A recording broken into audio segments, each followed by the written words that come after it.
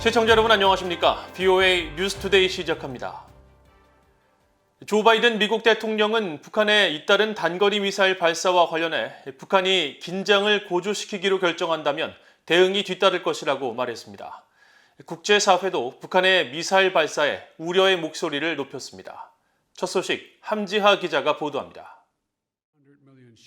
조 바이든 대통령은 25일 기자회견에서 북한의 탄도미사일 발사 문제를 어떻게 대응할 것이냐는 질문을 받았습니다. 바이든 대통령은 유엔 안보리 결의 위반이란 점을 분명히 하면서 대응 의지를 밝혔습니다.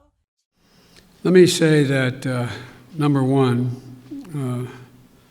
UN Resolution 1718 was violated by those particular missiles that were tested.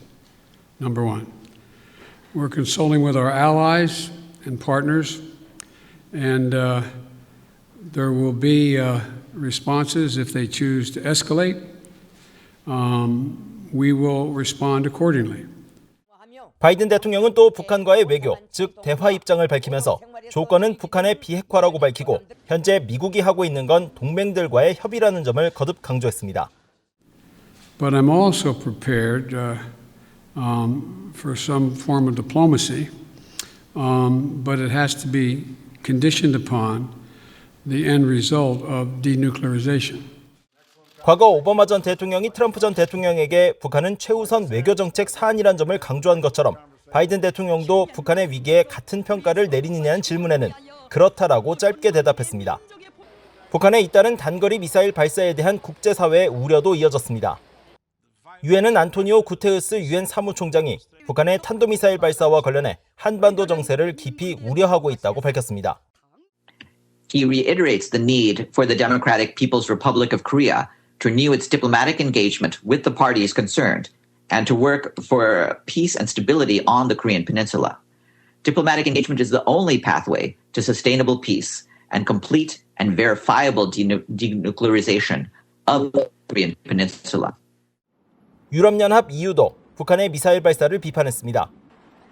유럽연합 대변인은 VOA에 보낸 이메일에서 북한은 대화 분위기를 저해하는 행동을 즉각 멈출 것을 촉구한다고 밝혔습니다.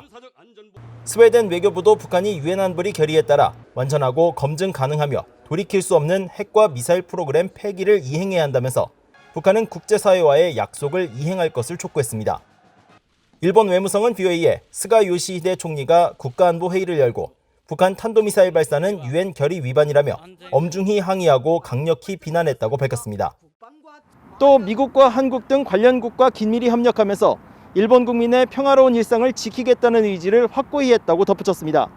VOA 뉴스 함지하입니다. 북한이 24일 동해상으로 두 발의 탄도미사일 추정 발사체를 발사한 것은 명백한 유엔 안보리 결의 위반으로 영내 안보에 대한 위협이라고 영국 외교부가 밝혔습니다. 영국 외교부는 25일 나이젤 아담스 영국 아시아 담당 국무상의 발언을 인용해 영국은 북한이 두 발의 단거리 탄도미사일 발사 실험을 한 데 대해 깊은 우려를 표하며 이런 실험들은 유엔 안보리 결의에 대한 명백한 위반으로 영내 평화와 안보에 대한 위협이라고 규탄했습니다. 이어 영국은 동맹, 협력국들과 함께 한반도 평화를 위해 노력하고 있으며 규칙에 근거한 국제 체제를 유지하고 북한의 불법 행위를 종식시키기 위해 노력하고 있다면서 북한은 추가 도발을 자제하고 미국과 의미 있는 협상에 나서야 한다고 밝혔습니다. 북한에 잇따른 단거리 미사일 발사에 대해 미국 내 전문가들은 북한이 점진적으로 도발 수위를 높이면서 바이든 행정부를 압박하려는 것으로 분석했습니다. 또 이미 예상된 도발로 마무리 단계에 들어간 바이든 행정부의 대북 정책에 큰 영향을 주지는 못할 것이라고 진단했습니다. 조은정 기자가 보도합니다. 로버트 아이논 전 국무부 비확산 군축 담당 특별보좌관은 북한의 순항미사일에 이은 단거리 탄도미사일로 추정되는 발사체 발사에 대해 북한이 매우 조심스럽게 점진적으로 상황을 고조시키면서 경고하려는 의도라고 평가했습니다. I think the part of the intention is to provide a warning to the Biden administration of what may be in store if the Biden administration adopts a policy, what it considers to be a hostile, pressure-based strategy. 로버트 갈루치 전 국무부 북핵 특사도 북한은 협상을 할 경우 제재 해제 등을 얻어내기 위해 압박을 가하려는 의도라고 말했습니다.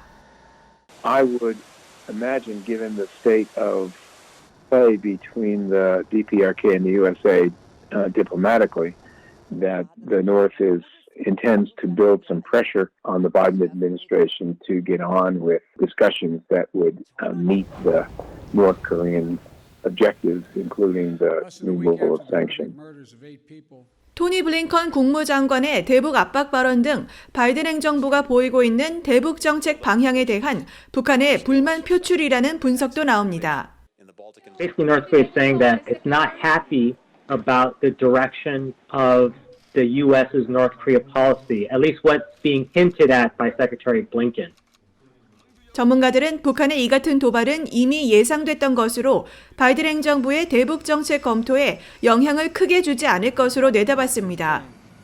I don't think the Biden administration will feel a need to change either the content or the speed of their policy review just because North Korea conducted more missile tests. So part of the reason could be scientific. My guess is that it will have no effect whatsoever, precisely because this is routine behavior everyone expects from North Korea.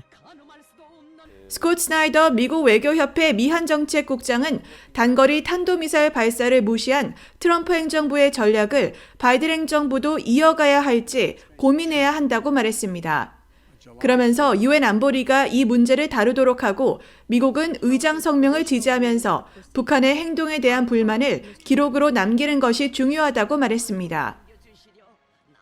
마커스 갈로스카스 전 국가정보국 북한 담당관도 북한의 미사일 발사에 아무런 위험이나 대가를 치르게 하지 않는다면 북한은 앞으로 미사일 시험의 사정거리와 탄두 중량을 늘릴 가능성이 높다고 지적했습니다. VOA 뉴스 조은정입니다. 북한이 24일 동해상으로 두 발의 탄도미사일 추정 발사체를 발사한 데 대해 중국이 이틀 연속 대화와 협상을 통한 문제 해결을 강조했습니다. 화춘잉 중국 외교부 대변인은 25일 정례 기자회견에서 북한의 미사일 발사에 대한 중국의 입장을 묻는 질문에 한반도의 평화와 안정을 지키고 대화와 협상을 통한 문제 해결을 하는 것이 모두의 이익에 부합하며 국제사회의 보편적 기대에도 부응한다고 말했습니다. 중국 외교부는 전날에도 북한의 단거리 미사일 발사에 대해 중국은 한반도 정세 변화를 예의주시하고 있다며 관련국들은 대화와 협상 태도를 견지할 것을 촉구한다고 밝혔습니다. 한편 러시아의 드미트리 페스코프 크렘린궁 대변인은 북한의 탄도미사일 추정 발사체 발사에 대해 이번 발사 시험이 자국에는 위협이 되지 않는다면서도 러시아는 최근 북한의 실험들에 대해 예의주시하고 있다고 밝혔다고 인테르팍스 통신 등 러시아 언론들이 보도했습니다. 미국 정부가 북한에 대한 공공 외교의 핵심으로 비핵화 노력을 위한 국제 결의 강화와 끔찍한 인권 문제, 탈북민들의 역량 강화를 돕기 위해 노력했다고 밝혔습니다. 미국 정부 산하 독립기구인 미국 공공외교 자문위원회는 최근 발표한 연례 2020 공공외교와 국제방송 보고서에서 미국 정부가 2019 회계연도에 전 세계 공공외교와 대외방송으로 22억 1천만 달러를 지출했다며 이같이 밝혔습니다.